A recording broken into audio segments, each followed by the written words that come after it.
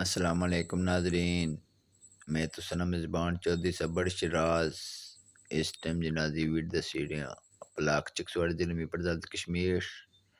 ناظرین 1 اکتوبر سن 2025 محمد فرید شادوی گسی فاتح خوانی منی آئے ہیں خواجہ میران ارشد ڈڈیال تھوں۔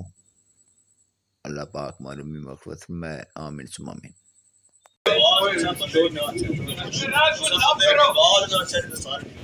بالکل صحیح ہے۔ کوئی بندہ نہ چوکا کے باقی سیکورٹی نے مڑے واپس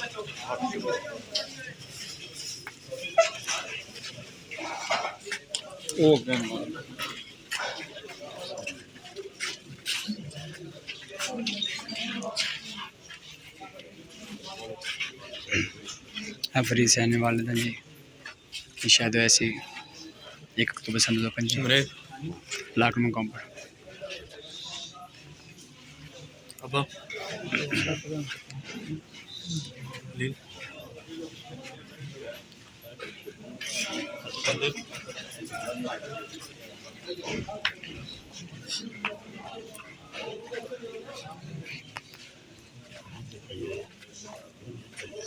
خواجہ میران ارشد اپنے بندے مل رہے ہو نا جی ملن دے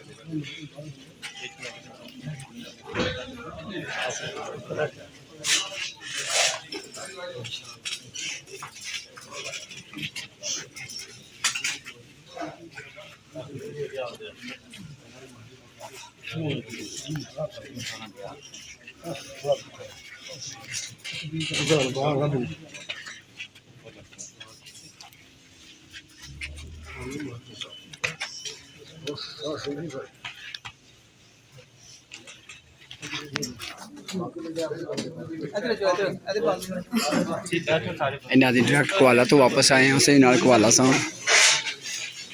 اس ٹائم ناظرین 8:03 ہوئے ہیں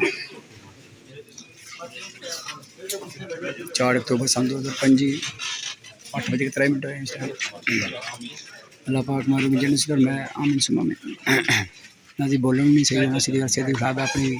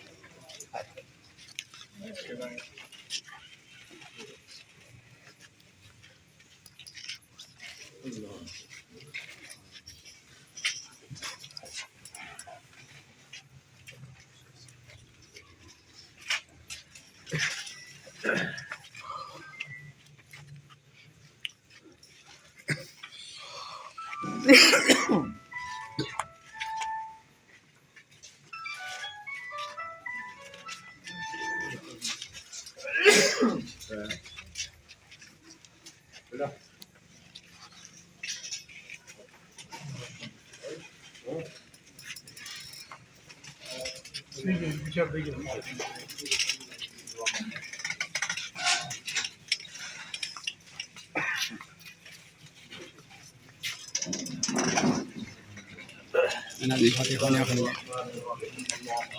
على سيدنا محمد وعلى آل سيدنا ومولانا محمد وبارك وسلم. الحمد لله رب العالمين الرحمن الرحيم مالك يوم الدين إياك نعبد وإياك نستعين اهدنا الصراط المستقيم صراط الذين أنعمت عليهم غير المغضوب عليهم ولا الضالين. اللهم رب اغفر وارحم وانت خیر الراحمین. مولا قدوس درود پاک فاتحہ شریف کا سواب پاک بارگاہ میں پیش کرتے ہیں قبول فرما. نبی کریم صلی اللہ علیہ وسلم کے دربار اقدس میں پیش کرتے ہیں قبول فرما. حضور علیہ الصلوۃ والسلام کے وسیلہ سے اس کا کامل اور اکمل ثواب بھائی محمد فرید شہید کی روح کو ایصال کرتے ہیں قبول فرما. آمین. درجات میں بلندیاں عطا فرما. زندگی کی سیئات کی معافی عطا فرما.